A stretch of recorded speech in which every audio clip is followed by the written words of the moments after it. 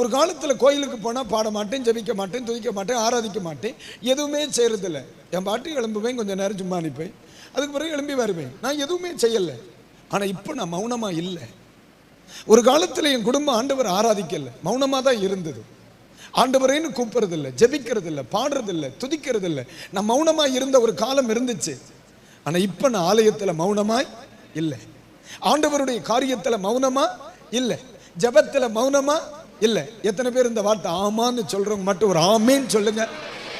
இப்போ எந்த இடத்துல தான் இயேசு நல்லவர்னு சொல்ல முடியுதோ அங்கே என்னால் சொல்ல முடியுது. நான் மௌனமா இல்லை.